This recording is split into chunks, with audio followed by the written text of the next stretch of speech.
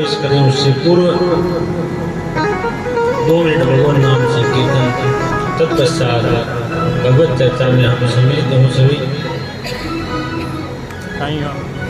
चाट तो नहीं रहेगा वो। अब हुई रे हैं पनीर है मुकुंद गोविंद अरे वो यूं बनी हुआ है वो काली कौन लगो चार्जर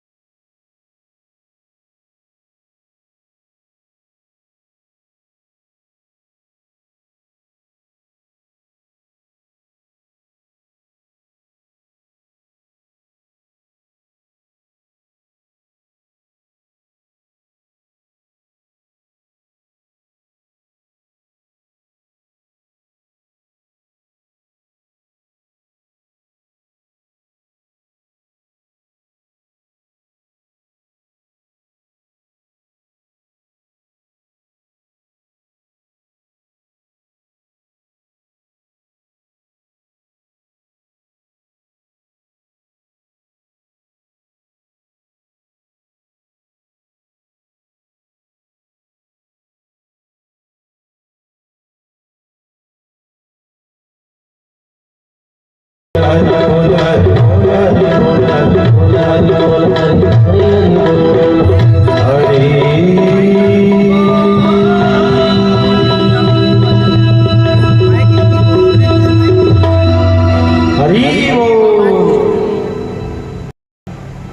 जय श्री हरे।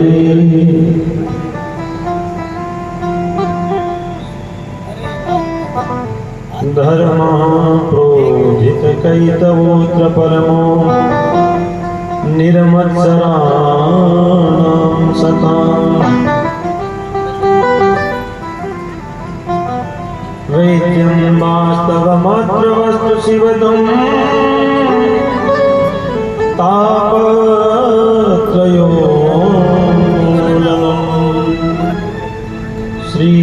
श्रीमद्भागवते महामुनिकृते किं वा परेश्वर सद्योरद्यवरुध्यते त्रिपुटिभिः शुश्रूषुभिः। श्री हरि शरण। आइए मध्याह्न के प्रति सत्र में आज चतुर्थ दिवस की जो श्रीमद् भागवत सप्ताह कथा ज्ञान यज्ञ उसके चतुर्थ दिवस में और मध्याह्न के सत्र में आप सभी का स्वागत।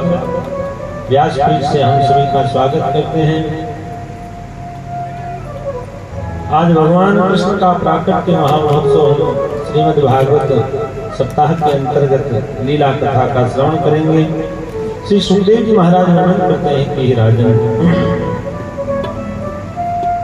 समुद्र मंथन के द्वारा अनेक रत्न उत्पन्न हुए, भगवती लक्ष्मी का प्राकट्य हुआ, जिनका पाणी ग्रहण भगवान नारायण ने किया और भगवती लक्ष्मी सदैव भगवान नारायण की सेवा में उपस्थित रहती हैं। अब आप लोग सोचोगे कि लक्ष्मी जी प्रकट बाद में हुई तब से भगवान लक्ष्मी नारायण बने, ऐसा नहीं है। जो ये भगवान ब्रह्मा विष्णु महेश है वह भगवान नारायण में लीन रहते हैं और जब भगवान को सृष्टि का विस्तार करना होता है तो वही अपने स्वरूप प्रकट करते हैं। तो भगवती लक्ष्मी तो सदैव नारायण के साथ में ही है, नारायण के संग में ही है। लेकिन यह लीला है। जिस प्रकार जैसे हम समझे कि जैसे विद्युत है, बिजली है, वह हर समय जो अपनी वो जो कहते हैं लाइट फिटिंग कहते हैं ना, तो उसमें रहती है, लेकिन जैसे ही हम स्विच दबाते हैं तब वह प्रकाश करता है।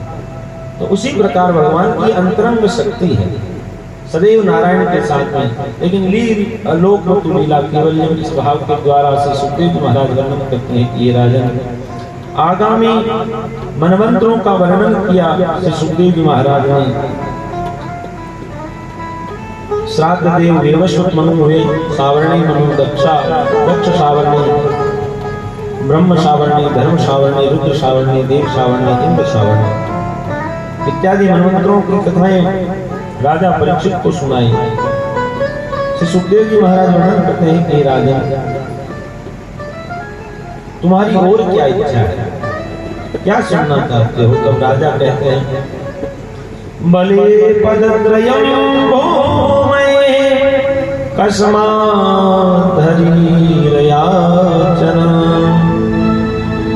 भूत्वेश्वर कृष्णवल्लभयोऽपि बन्धकम्। राजा परीक्षित पूछते हैं कि गुरुदेव, मैंने सुना है कि भगवान नारायण ने एक बार बलि के यहाँ याचना की थी, तो जो सर्व जगत के नियंता है, सबका पालन करने वाले हैं, तो वह एक असुर राजा के यहाँ कुछ याचना करने के लिए गए, कुछ मांगने के लिए गए। उस लीला कथा का आप हमें श्रवण कराएं। तब से सुखदेव मुनि वर्णन करते हैं कि हे राजन, जब अमृत देवताओं को पिला दिया गया तो पुनः असुरों और देवताओं में देवासुर संग्राम हुआ।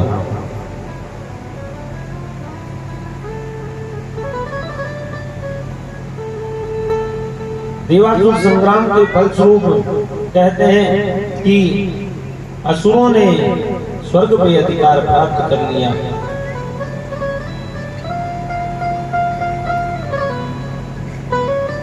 और जो असुरों के राजा थे महाराज बलि, शुक्राचार्य जी के कहने पे नारायण, जब देवताओं और असुरों में युद्ध हुआ तो कहते हैं कि सभी असुर मारे गए, क्योंकि देवता तो अमृत पिए हुए थे, असुर सभी मारे गए। तो देव के गुरु जो शुक्राचार्य, उन्होंने भगवान शंकर को प्रसन्न करके और मृत संजीवनी विद्या के द्वारा सभी असुरों को जीवित किया। और जो राजा बलि है, जो बलि है, उनको असुरों का राजा बनाया गया। और शुक्राचार्य जी ने कहा कि हे बलि, मेरे बताए गए तुम इस अनुष्ठान को, यज्ञ अनुष्ठान को करो, जिसके फलस्वरूप तुम्हें देवताओं से अधिक बल प्राप्त होगा और तुम सभी देवताओं को हरा दोगे। और यह स्वर्ग क्या, तुम त्रिलोकी के एक छत्र राजा बन जाओगे। तो कहते हैं कि शुक्राचार्य जी के कहने पर राजा बलि ने एक यज्ञ का आयोजन किया, जो दिव्य अश्वमेध यज्ञ था। 100 अश्वमेध यज्ञों का अनुष्ठान राजा बलि ने किया, और जिनके करने पर स्वर्ग इत्यादि लोग स्वतः ही प्राप्त हो जाते हैं, सभी देवता अधीन हो जाते हैं, युद्ध करने की भी आवश्यकता नहीं रहती। कहते हैं कि जब सभी यज्ञ पूर्ण होने वाले थे, तब इंद्र इत्यादि देवता घबरा गए और भगवान नारायण की शरण में गए। भगवान ने कहा कि आप चिंता न करें। तो कहते हैं कि जो देवताओं की माता है, उन्होंने माता अदिति ने अपने पतिदेव कश्यप ऋषि से निवेदन किया कि मेरे पुत्रों पे संकट है, आप उसके लिए कुछ उपाय करें। तो कश्यप ऋषि ने माता अदिति को पयोव्रत की विधि बताई। पयोव्रत की विधि का अनुष्ठान करने से है देवी तुम्हें अपने इच्छित संतति प्राप्त होगी।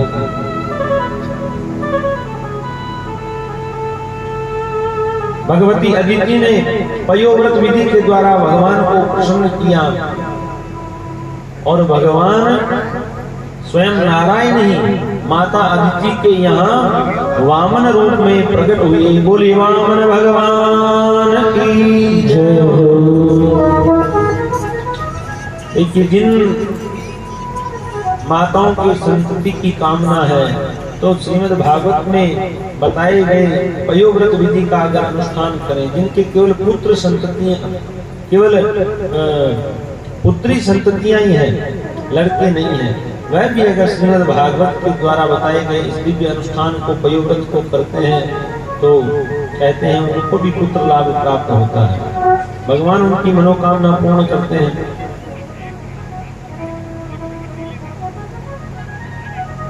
भगवान वामन रूप में प्रकट हुए। तम बटुम वामनं दृष्ट्वा मोदमाना महर्षयः कर्माणि कारयामासु पुरस्कृत्य प्रजापतिम्। भगवान वामन रूप में प्रकट हुए। वामन का अर्थ समझते हैं छोटे रूप में, छोटा जिनका कद रहता है ना, अपने भी कई ऐसे होते हैं जो छोटे कद वाले होते हैं। 52 अंगुल का उनका शरीर भगवान का, भगवान का सुंदर स्वरूप। कहते हैं कि ब्रह्मा आदि देवताओं ने भगवान की स्तुति करी, और ब्रह्मा जी ने भगवान को यज्ञोपवीत कराया, जनेऊ पहनाई। कश्यप ऋषि ने भगवान को मेखला पहनाई, और जो पृथ्वी माता है उसने मृग चर्म भगवान को उपहार स्वरूप दिया। चंद्रमा ने दंड धारण करवाया, और अदिति माता अदिति ने भगवान को कौपीन वस्त्र प्रदान किया। देवताओं ने सुंदर छत्र छाता दिया, और सभी ऋषियों ने एक कमंडल भगवान के हाथ में दिया, और भगवती माता सरस्वती ने वामन भगवान को एक सुंदर स्फटिक मणियों की माला भेंट की। भगवान का सुंदर स्वरूप है। छोटे से बालक के से रूप में वामन अंगुल के भगवान इतने से भगवान मंद मंद मुस्कुरा रहे हैं। भगवान के सुंदर सुंदर जो है केस है, अलकावलियां, घुघराले बाल हैं, एक हाथ में कमंडल लिया और शरीर पे केवल और कोई वस्त्र नहीं, केवल कोपिन पहने हैं, श्वेत कोपिन भगवान। सुंदर भगवान का गौर वर्ण है। हाथ में स्फटिक की माला लिए हुए हैं, हाथ में छाता लिए हुए हैं और खड़ाऊ पहने हैं भगवान। सभी देवताओं की स्तुति करने पर भगवान बड़े प्रसन्न हुए। माता अदिति और ऋषि कश्यप पे भगवान करुणा करते हैं। जब सब देवताओं ने प्रार्थना की तब कहते हैं कि हे देवताओं, तुम चिंता मत करो। और भगवान सीधे वहां गए जहां महाराज बलि, असुरराज बलि यज्ञ कर रहे थे और उनका यज्ञ पूर्ण होने वाला था। भगवान तुरंत वहां गए और जो ही महाराज बलि के जो असुर अनुचर हैं, रक्षक हैं, उन्होंने द्वार पे पहरेदार खड़े हैं, भगवान को आते देखा तो कहते हैं भगवान के स्वरूप को देख के सब मोहित होने लगे। सब मंत्रियों ने और सबने पूछा कि हे ब्रह्मण्य देव, आप कौन हैं, आपकी क्या इच्छा है, आप क्या कामना लेके आए हैं, आपको कुछ दान दक्षिणा चाहिए? क्योंकि यज्ञ का यह नियम होता है कि जो भी याचक आता है उसको संतुष्ट करना चाहिए, सबको दान दक्षिणा भोजन इत्यादि देना चाहिए। तो वामन रूप धारण के भगवान ने कहा कि अपने महाराज को बुलाओ, मैं उनसे ही कुछ लूंगा। तो कहते हैं कि जो सेवक हैं वह महाराज बलि के पास गए और महाराज से कहा कि एक सुंदर वामन कोई ब्राह्मण देवता आए हैं और वह आपसे भेंट करना चाहते हैं। वह कहते हैं कि अगर मैं कुछ लूंगा तो महाराज बलि से ही लूंगा। तेरे द्वार खड़ा भगवान, भगत भर दे रे जोड़ी, भगत भर दे रे जोड़ी। तेरे द्वार खड़ा भगवान, भगत भर दे रे जोड़ी, भगत भर दे।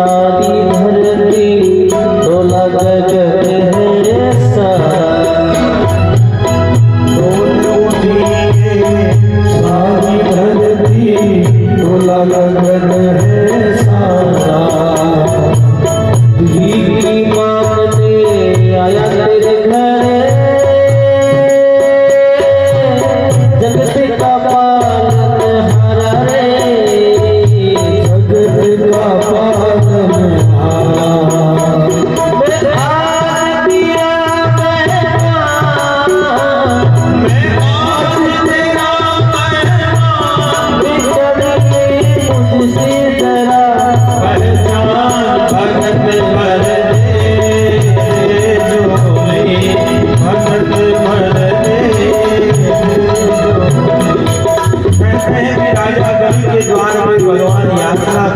के लिए जाते हैं। जब सेवकों ने जाके कहा तो राजा बलि आए।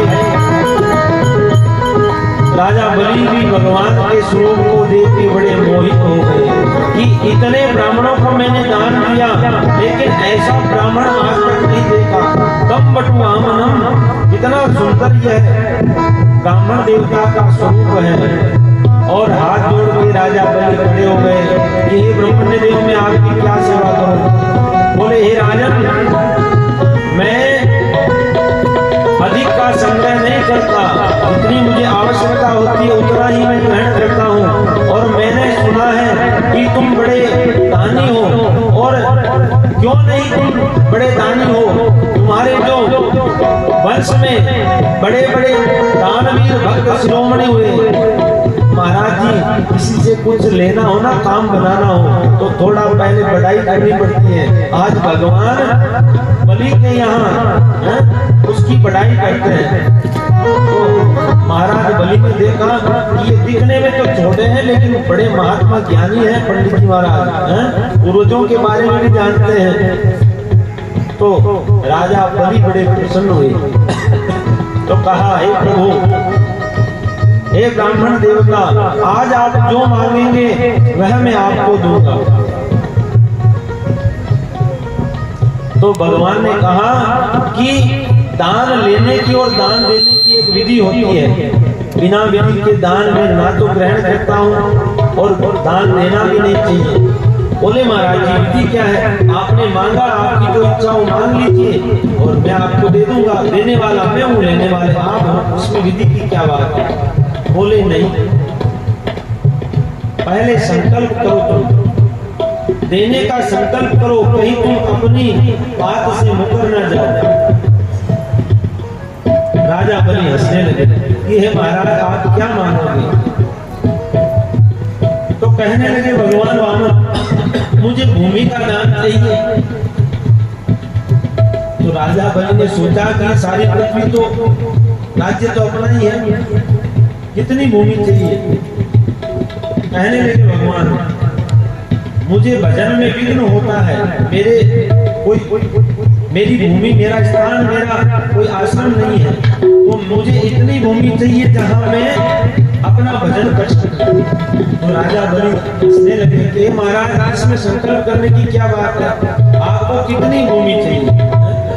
बीघा, 2 बीघा, 5 बीघा, 10 बीघा, आपको जितनी चाहिए। तो कहते हैं भगवान, नहीं, पहले संकल्प करो। नारायण।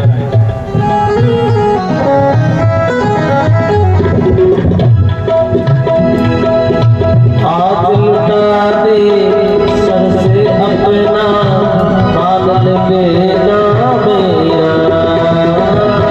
आज लुटा दे सर्वस्व अपना, बादल कहना मेरा। मिट जाएगा पल में तेरा, जन्म जन्म का फेरा रे, जन्म मरण का फेरा।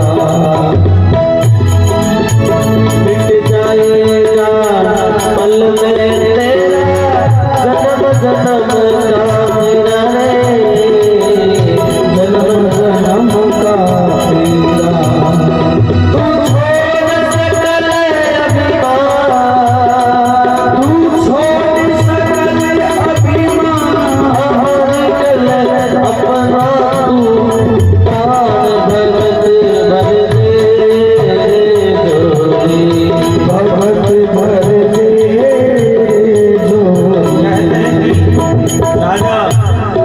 बड़े प्रसन्न हुए कि ब्राह्मण देवता, आपको जो चाहिए, जितनी भूमि चाहिए वह ले लीजिए। भगवान कहते हैं कि नहीं राजन, बिना संकल्प के मैं कुछ दान नहीं लेता।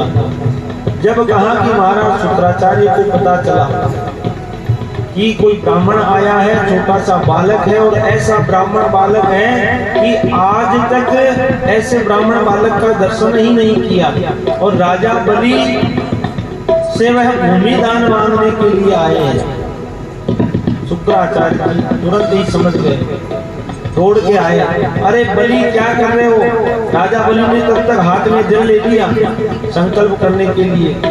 भगवान वामन जो है संकल्प उच्चारित करते हैं, विष्णु विष्णु विष्णु हो श्रीमद भगवतो, बोलो राजा बलि अपना नाम गोत्र बोलो, 3 पैर भूमि मैं दान करता हूँ।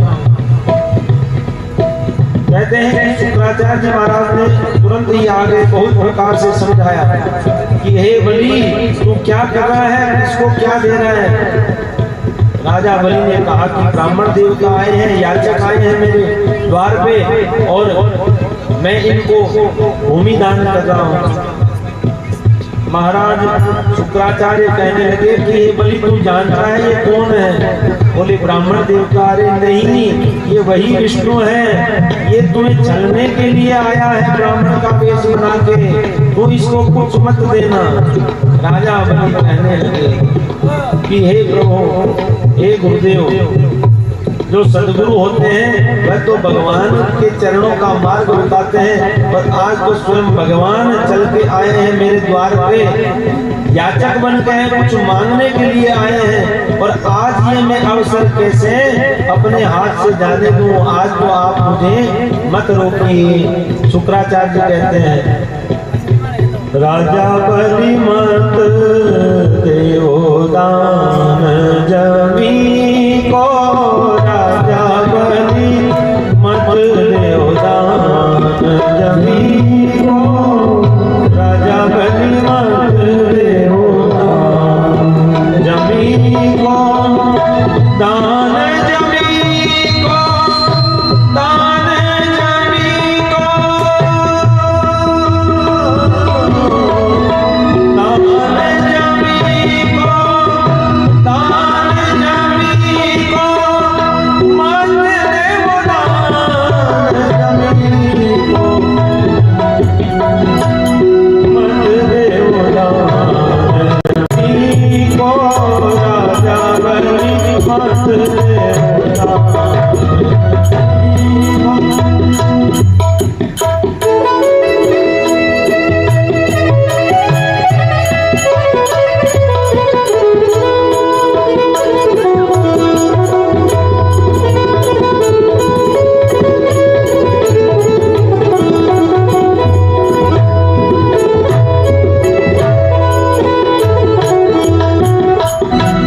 और कहा कि हे बलि तू नहीं जानता ये कौन है? छल करके हिरना उस मारो, छल करके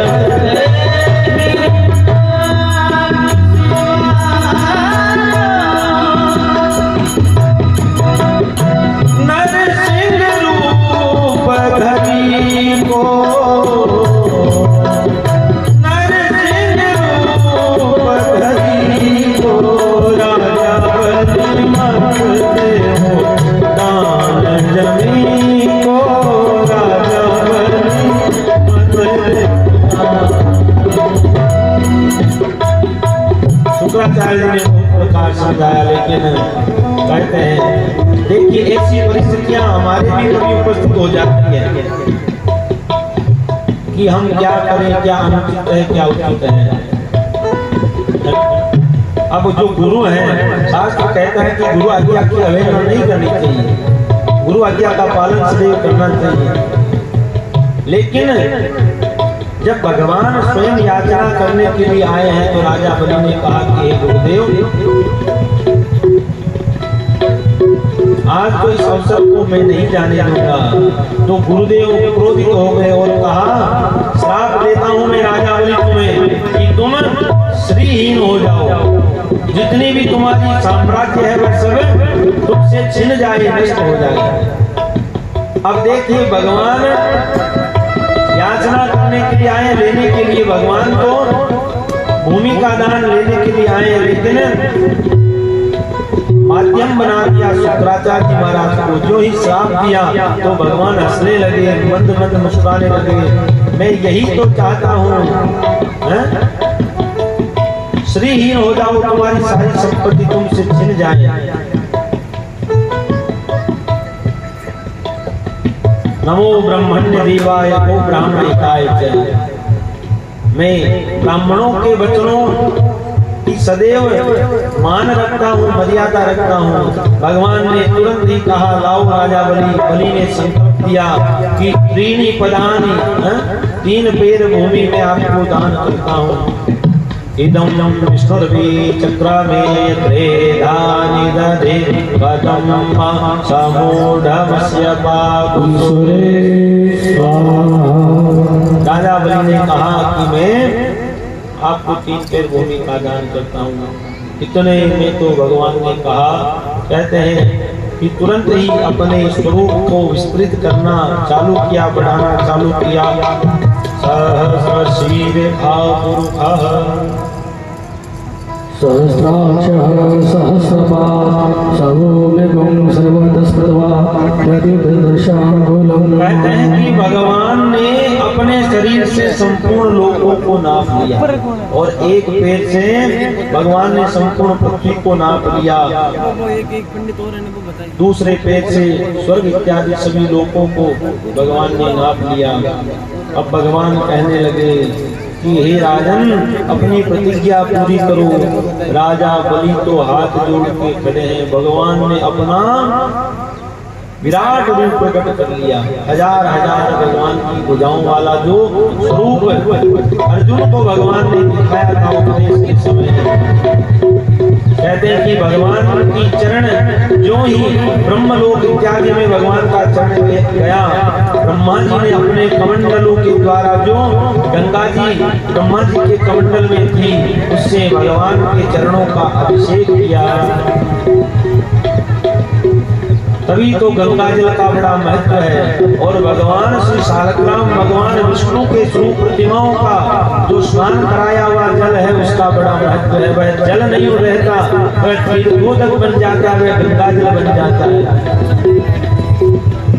विष्णु तीर्थोदकं पीत्वा पुनर्जन्म न विद्यते।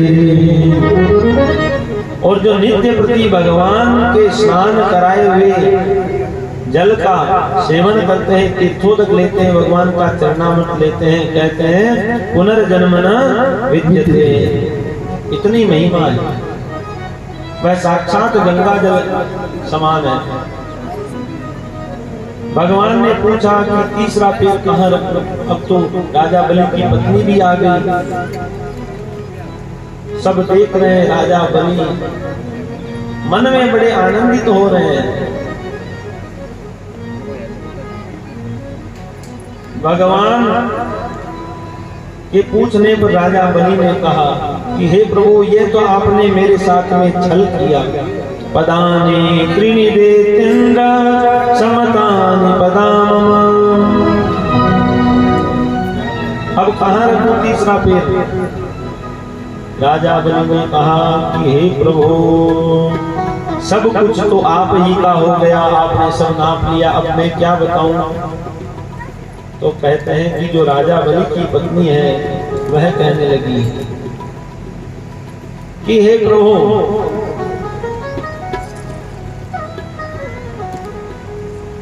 यह जो संपूर्ण पृथ्वी है, उसके स्वामी कौन? तो कहा कि अभी तक तो राजा बलि है और इसको मैंने नाप लिया, तीसरा पैर कहाँ रखूं? तो पत्नी कहने लगी कि माल बड़ा होता है कि मालिक बड़ा होता है? तो भगवान ने कहा, भाई बड़ा तो मालिक होता है, माल का क्या बड़ा, उसका मालिक ही बड़ा है। तो कहते हैं कि राजा बलि की पत्नी और राजा बलि ने हाथ जोड़ के और अपने मस्तक को भगवान के चरणों के सामने कर दिया। बोले प्रभु, यह तीसरा पैर हमारे मस्तक पे आप धर दीजिए। बोले वामन भगवान की जय। पदम द्वितीय पुरुष सिंधु में निजम्मा। भगवान ने तीसरा चरण रख के और राजा बलि को सुतल लोक भेज दिया। तो कहते हैं कि देवताओं का काम बनाने के लिए एक स्वरूप भगवान ने वामन रूप में अवतार लिया और सभी जब राजा बलि को सुतल लोक का राज्य दिया, तब राजा बलि ने भगवान की स्तुति की और भगवान प्रसन्न हुए तो कहा वरदान मांगो। तब राजा बलि ने वरदान मांगा कि हे प्रभु, मेरी तो केवल एक ही इच्छा है कि मैं जहां रहूं, जिधर भी देखूं, वहां सब जगह मुझे आप ही के दर्शन हो। तो कहते हैं कि 4 द्वार वाला वह महल था राजा बलि का, अब चारों द्वारों पे भगवान को पहरेदार बना दिया। जब काफी समय बीत गया, क्योंकि भक्त के वश में है भगवान, भगवान तो भक्तों के वश में है, भक्तों के प्रेम के वश में है, तो राजा बलि के यहाँ भगवान पहरेदार बन गए। बहुत समय व्यतीत हो गया, तब लक्ष्मी जी चिंता करने लगी वैकुंठ में। तो नारद जी महाराज ने कहा कि आपके देवता के दर्शन कराऊं माता जी? तो बोले कराओ, कहाँ है, कोई हाल खबर ही नहीं है। तो कहा राजा बलि के यहाँ पहरेदारी कर रहे हैं। तब लक्ष्मी जी राजा बलि के यहाँ गई और राजा बलि के हाथ में रक्षा सूत्र बांध के और पुनः भगवान नारायण को लक्ष्मी जी अपने साथ में लेके आए। तब से ये जो रक्षा सूत्र का, रक्षाबंधन का पर्व है, वह हम सभी मनाते हैं। भगत के बस में है भगवान, भगत के बस में है भगत बिना कुछ भी नहीं है, भगत बिना कुछ भी नहीं है। भगत के वश में, भगत के वश में भगवान। राजा राम राम राम, सीता राम राम राम, राजा राम राम राम, सीता राम राम राम, राजा राम राम राम, सीता राम राम राम। बोलिए भगवान की जय। तो कहते हैं कि देवताओं का काम बनाने के लिए भगवान ने वामन अवतार